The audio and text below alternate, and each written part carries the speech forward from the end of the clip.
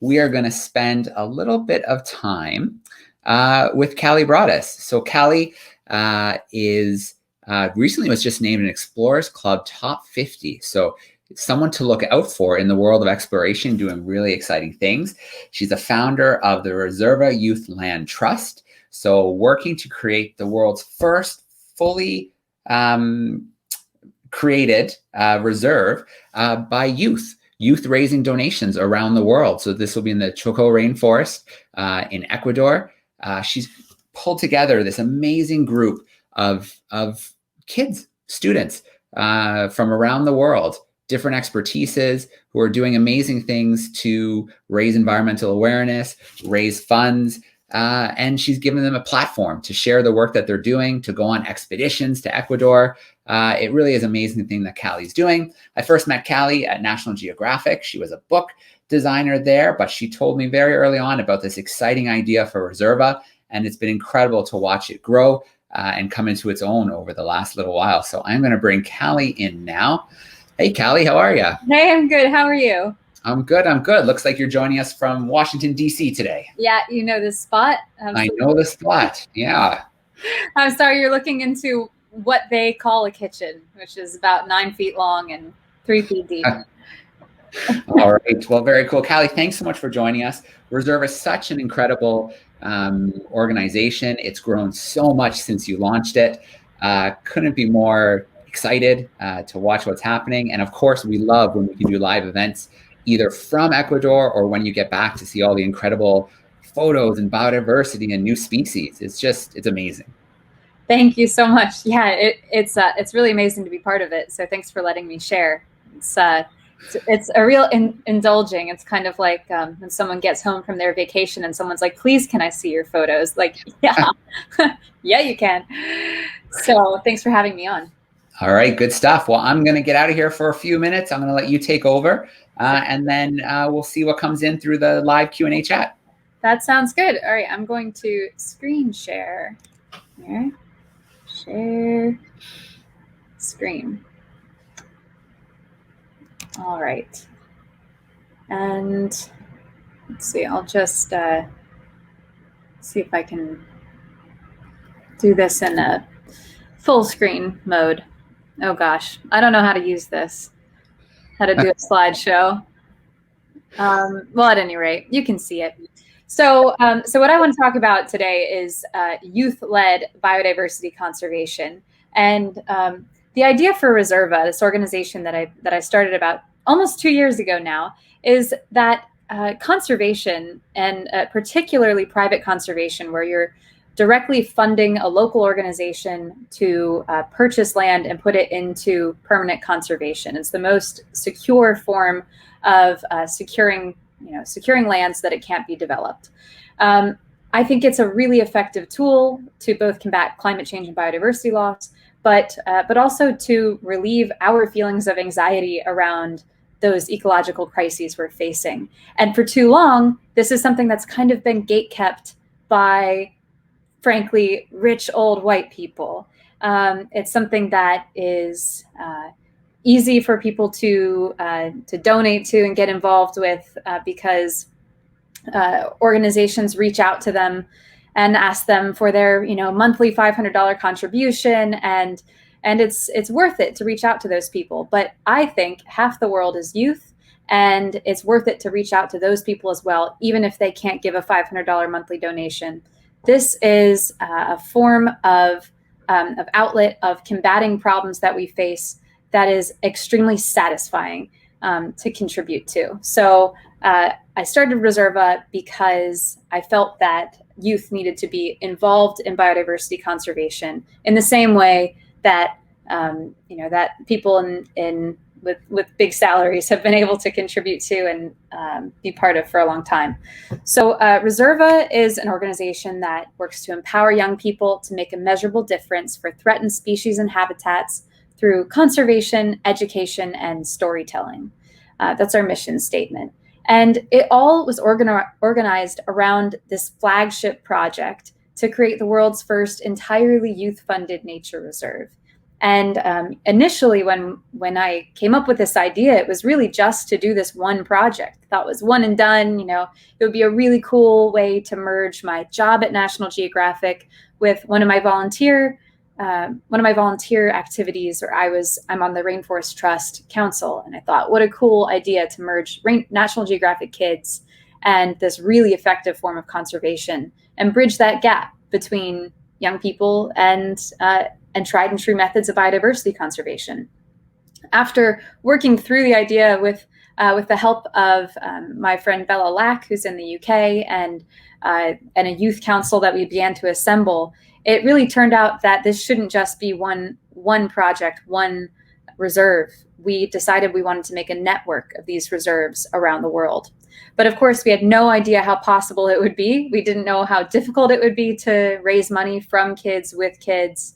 And so we had to start somewhere. I approached Rainforest Trust and told them this idea, and they said, "That's crazy. Why has no one ever done that before?" So we took out the binder of all the projects that were being proposed to Rainforest Trust and found a project that wasn't too big for us to attempt and wasn't so small that it wouldn't be significant. And in fact, even though it's 244 acres, which might sound small compared to many of the other large reserves around the world, but it is in pound for pound the most biodiverse place in the world, the most endemic place in the world. The species that live here live nowhere else. This is in the Chocó cloud forest of Ecuador. And this little black arrow points to right where it is, in Carchi province. It's in the very, very northwestern tip of Ecuador, and it literally borders Colombia. So this top photo up here at the water, that's the lower border of the reserve, of the site. And then these white rocks, the site's called Peñas Blancas, which means white rocks in Spanish. And that's the the southern but uppermost edge of the site. So it's in this biodiversity hotspot. And basically, the way that the geography has formed over the last many million years, the species that exist in this site, it's very difficult for them to travel down the Andes Mountains because of changes in temperature and humidity. And it's very difficult for them to travel up into the higher elevations of the mountains because of the temperature. And so the species that live there tend to evolve and become very distinct for where they live.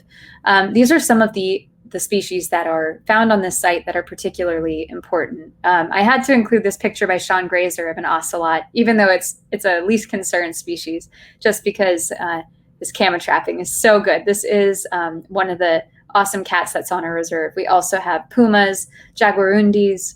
There have been anecdotal reports of jaguars, but we also have brown-headed spider monkeys, which are critically endangered. That's this monkey in the top right, howler monkeys, capuchin monkeys.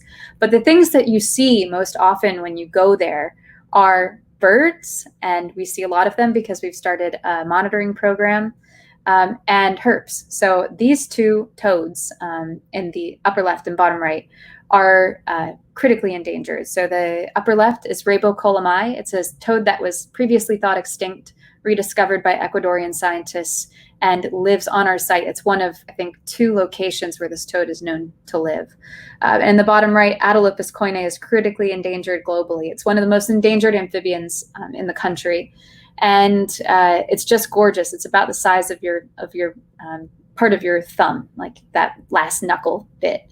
But the reason this reserve exists is largely because of the orchids. And so this species of Dracula orchid up here is the genus that gives this reserve its name. It's called Dracula Youth Reserve. That's our segment. And it's part of a Dracula Reserve network. They're trying to create a wildlife corridor to make mobility for larger species, but also preserve the incredible, astounding orchid diversity that lives in this region. So that's how our partner works.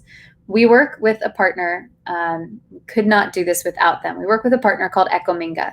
And what Ecominga does is we fundraise, we send the money to Rainforest Trust, they match it dollar for dollar, and then they send money to Ecominga, and Ecominga buys the land, hires local and indigenous people to protect it, and ensures that it is not poached. Mining companies aren't sneaking onto the land to test for gold, that it's secure. And these are the people who are doing that every day. So Don Hector, Nilo, Milton, Giovanni, David, and Rolando are patrolling every day. They come from largely El Chical, which is the area where this site is found, but also from the surrounding areas as well. Milton, here in the top right, is probably the strongest person I've ever met. And he is from the Awa indigenous community, which lives directly adjacent to our site. So we're incredibly proud to be working with them, and they've been very understanding and excited by the opportunity to work with a group of youth who are doing this for the first time. This is the person we've been working with most. His name is Javier Roballo, and he's the reserve manager. So he's in charge of hiring people and identifying the sites, organizing expeditions to determine how diverse is this area, what species can we confirm are living there, and then organizing a purchase. So most of the land that's being purchased for this reserve is by, in fact, I think all of it up to this point is by people who want to sell. There is heavy mining interest in this area. Mining companies are trying to buy up as much land as they can.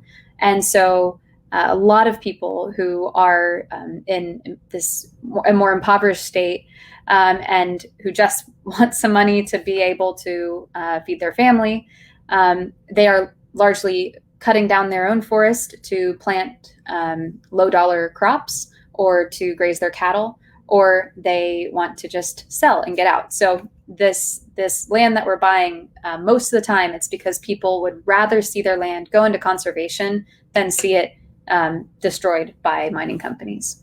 So Javier has really been an incredible ally in this this experience, the last 2 years of bringing youth into conservation. And I just love this quote from him. And when I asked him, why were you okay with bringing us on as a partner when we had literally just started? I don't think we even had a business license before Javier said, yes, we're in. But he said, we can't spread a message that we don't practice. We cannot spread something we don't really believe. I have a lot of trust in young generations. We cannot go to big meetings and say that we want to involve young people if we don't give them the chance. And that is really the ethos that we want to embody at Reserva as an organization. So after this, I'm just going to show these little slides, and then I have a short video just to take you into the reserve. But I'm going to say a little bit more about our organization first and kind of what we do on a day-to-day basis. So these are our protectors from not from the reserve, but from around the world. We are organized and run by a youth council of right now about 60 people from about 16 different countries, from Pakistan to Ecuador to the UK to Kenya. And all these young people they're between 7 years old at the youngest and up to 26. And they've all become incredibly close friends.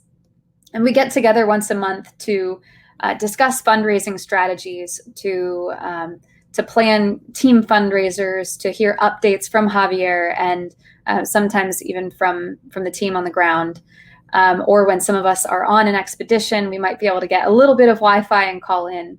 And so we have these monthly check-ins to make sure that everyone is involved and really getting a firsthand experience of what are the steps that go into conserving a critically threatened piece of land. And so what they're largely doing is fundraising. They're just getting money together because you can't conserve land without money. And so the way this is done is we've had over 400 people, probably more now, I guess probably 500 people who have individually just donated. This picture in the middle is from Junior and Keanu, who are, they're gonna kick me for getting their ages wrong if I do, but I believe they're 8 and 10. And they are in India, and this was all the money that they earned from their chores. And they gave it to me in a little envelope and told me that they wanted to save the rainforest. So sometimes it's just a personal donation. Every $3 saves about a classroom-sized area of rainforest, which might not sound like a huge amount to an adult, but it's massive to a kid. When you can run around it, when you can literally lie on the ground and roll from one end to the other and see how many times you can roll over, that is so tangible. And it's a huge relief to know that you've done something that can protect an amount of land that you can really feel and understand. And then we also have kids who are doing individual fundraisers. So on the left, Justin Sather, he has raised, probably $7,000 now. I think he's on his 6th or 7th acre of land. And he and his mom are working together to get on TV, to get into the newspapers, and to bring awareness to the state of frogs in this area. He's incredibly passionate about frogs. So sometimes it's an individual fundraiser like that. Sometimes it is someone like Joe Wilkins in Wales, who just ran 45 miles along the coast of Wales to raise money for the forest. And he raised about $3,000 for Reserva and another $3,000 for a mental health organization. And that effort spawned this idea for a run for the rainforest. So a lot of the funding that we get in is from those individual fundraisers, but probably a quarter of it is from group fundraisers that we undertake together as a youth council. So one of them is actually going on right now. It's called Run for the Rainforest, and you can sign up on our website. It's $15. It's matched 4 times right now. So your $15 donation generates $45 in funds for conservation. And you just go run a 5K or a 1 mile dash and tag us in it, and we'll have some cool prizes at the end. But we've done a few of these group fundraisers. So we did a concert for conservation. And if you're familiar with Olivia Rodrigo, who had the top song in the world there for a little while this year, she came on, and Lizzie Daly was an incredible host, hosting. I think we had over 2 concerts. We had 20 people come on to perform, and we raised over $2,000 for conservation. And then a trivia night where we had Natalie Bolt come on, and it was a really fun time. So we put these events together, and it takes a lot of organizing, and it builds some really good skills in terms of how to raise money when you don't necessarily have it to give. And then, we know that not everyone is going to be able to donate to this effort, and especially little kids, people who can't have a summer job, especially people who are living near our site, folks from developing nations, people who don't have access to a credit card, or who don't have a network through which they can fundraise.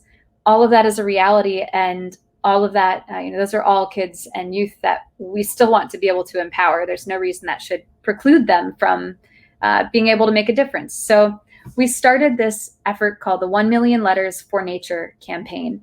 And we're trying to collect 1 million letters from youth all around the world saying what they love about nature, and describing why world governments need to commit to protecting 30% of our planet by 2030. So the US has just jumped on to 30 by 30, and I think there are about 50 nations that have signed on, but we need all of us to get on board as a benchmark toward preserving 50% of the planet, which is the mark that most scientists agree we need to hit, keeping 50% of the Earth in its wild state, and to be able to continue on as a civilization. So we're collecting these letters from kids, and then every letter we receive, we match it with $3 toward the reserve. So even if you can't donate, or if you have donated and you just want to do more, just write a letter. And in fact, if you're really little and you don't know how to write a letter, you can just make a sign like what Evie and Ruby did here. No guns, no chainsaws, no bikes, animals only. And that really conveys what is in the hearts of kids and youth around the world. And so we're trying to bring these letters to the UN, and we're really proudly supported by National Geographic Campaign for Nature in this effort to impact the UN Biodiversity Convention, and hopefully amplify that work that we're doing on the ground through this storytelling campaign. And it's not all about fundraising for us. As I said, our mission is to empower youth through conservation, education, and storytelling. And so some of that education and storytelling comes into play as campaigns that don't involve fundraising. So this was my favorite one, just as one example. Some Ecuadorian scientists from the National Institute of Biodiversity in Quito have been studying the frogs of the Chocó for many years. And one of the frogs they found is this Helocyrtus frog that was new to science. And because the frog is, the species is most abundant on our site, they offered us the chance to name it. And of course, usually that's something that is reserved for the scientists who discovered the species. Oftentimes they're named by, they get to be named in honor of a large donor, or, you know, of someone who was particularly relevant to the conservation of that species or that area.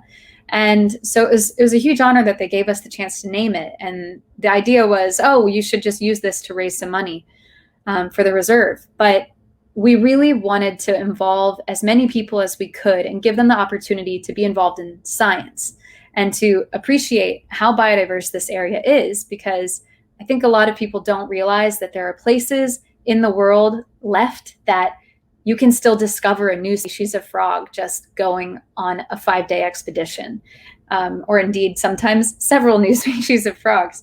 So we opened a competition to youth around the world and asked them to read about this frog, learn about its habitat, about the people who live there, the people who work to study it, about its physical characteristics, its environment, and then suggest a scientific and English or Spanish name with a justification for their entry. And we had a judging panel go through, and ultimately we got 622 unique entries, and they were from 36 countries. They were all free.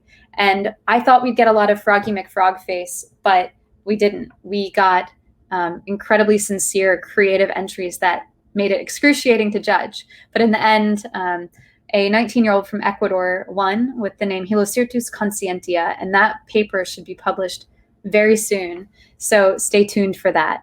I'm just going to kind of plow on because I'd love to show a little bit of video. But while we're there, we actually get to go on expedition with our partner. It was important to me that not only do we involve youth in conserving this place from abroad, but also that we can work with our partners on the ground to find ways to creatively integrate youth into their work there, because this is the next generation of stewards of this landscape. So I'm actually just going to skip over this and play a video so that you can see. Here we go. Hopefully you can see this. So you can see what the site looks like when we go there. So this is Peñas Blancas, and you can see it's just a vertical cliff. We hike up the left-hand side of the screen there. And usually we're hiking through the clouds, and our site begins right at the edge of those white rocks at the very top of the ridge. And you go down the back side, and our site is in the back there. You see a ton of bird life. This is the plate-billed mountain toucan. It's the species that graces the cover of the book Birds of Ecuador by Bob Ridgely. And the birds are some of the main things that we work with. So on this last expedition, our partners started a bird monitoring program where they're identifying birds flying into bird nets, taking measurements, and studying the overall health. It's a great way to get people, especially the rangers, to get up close with the wildlife. One of the other things we do is we work with a herpetologist to study this toad, which is Atelopus coine that I mentioned. And every single one of these that we find is an absolute treasure because they're so endangered. So my job on these expeditions, and the job of our youth council, so they come either as scientists or as storytellers, as my assistant, is to document these animals. We photograph the left side, the right side, ventral, dorsal, front, back, and document them in their environment. And then the scientists can let them go, knowing that they've been able to register the physical characteristics of these frogs so they can later be identified and tracked. Sometimes we get lucky and we get to find snakes. We actually found 13 snakes on our last expedition. And that's always a treat. And then there are a lot of other species as well. There's, of course, glass frogs. There are big butterflies. There are all kinds of stuff. But the best part for me is bringing the youth council. So this is Pearson and Natalia. This was the very first snake that we found on our last expedition. It's a mountain sipo. And bringing these young people along always kind of adds just a really fun element to the expeditions. And you can tell how much harder the scientists and the team on the ground work when there are young people around, because it's kind of like, you know, the next generation is watching you. This is the work that they're doing is to preserve these areas for the next generation, and to have them there right in front of you. It kind of puts the pressure on, and it's a really good time. So I'm really looking forward to doing more of that in the future. You know, it's kind of a just straight run through our work, but we are on social media at Reserva YLT and reservaylt.org. So come check out, read more about what we do in a less of a rapid fire way. And that's what I have. And hopefully Joe is still there. But of course I'm still there. Callie, thank you so much for that great presentation. It's always great to see that the work you're doing, the impact it's having. I'm not gonna lie, I was rooting for Froggy McFrogface, so I was a little bit let down that everybody put such a good effort in. They came up with so many great names. Like 4 of them. I think one of my favorites was there was I think his name was James Dougal, I want to say, from Ireland, and he put Hilliday Fudge, and he named it after his dog who had recently passed away. He said, Fudge and I were best mates, and I promised him something big when he passed away, and this is what I could think of. So it was really something to read through all those names. Yeah, absolutely. I can imagine it wasn't an easy decision. So those tuning in with the live chat, feel free to pop in some questions for us. We can probably squeeze in maybe 1 or 2 more before we pop into our next event. So, you know, I mean, just tell us what it's like being out there in this amazing area of the world, untouched in many ways, so many species. What's it like to just try to get from point A to point B when you're in the cloud forest? It's difficult. It's all on your feet. It's manual. It would be a lot harder without the incredible support of the team on the ground. Just Milton, for example, he's Indigenous, and he grew up in these mountains. And when he was 8 years old, he started working in these mountains. That's what he did, started carrying things. And so he didn't get to go to school. He learned how to walk, and it's incredibly steep. It's like that mile that takes us from the bottom of the mountain up to the top of those white rocks.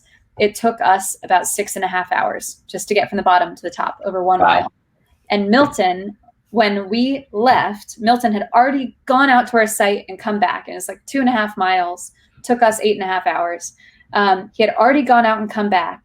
And when we started, he grabbed like gallons of, I don't remember what we even had. Like there was a camp stove. There was all kinds of heavy stuff, probably 80 pounds.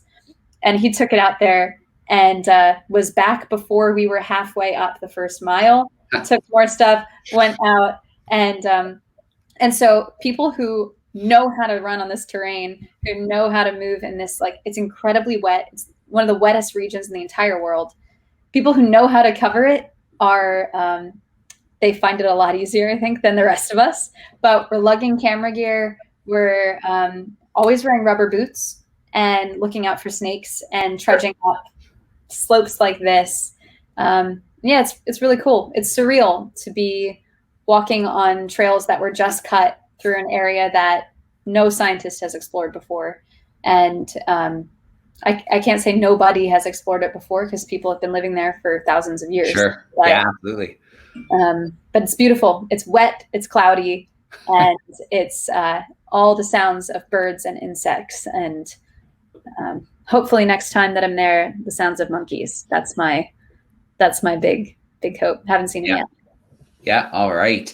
Well, I do want to pop this up here. I know you shared the link as well, but there we go. reservaylt.org. Check it out. I mean, the work is incredible. The youth are incredible. Donate there if you think Callie's work is pretty awesome, because, well, it is.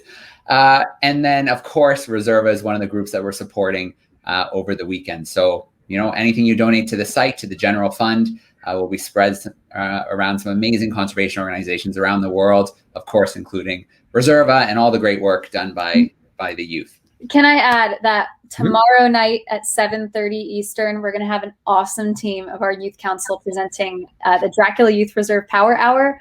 So they're going to be diving into the site, going over sloths, birds, the musicality of birdsong. They'll talk more about those two toads, and they'll go into why these orchids are so important. And so 5 youth council members, don't miss them. They're pretty awesome. It's going to be a good one. Well, Callie, thank you so much for joining us. I can't wait for hopefully someday, not in the too distant future, when you've pulled it off. I know it's going to be amazing. So thanks so much, Callie. Not distant at all. Yeah. If you want to be part of this first reserve, you are running out of time. So hurry over to the website now. All right. Excellent. Callie, have a great night. Looking forward to Power Hour tomorrow. All right. Thanks so much. See ya.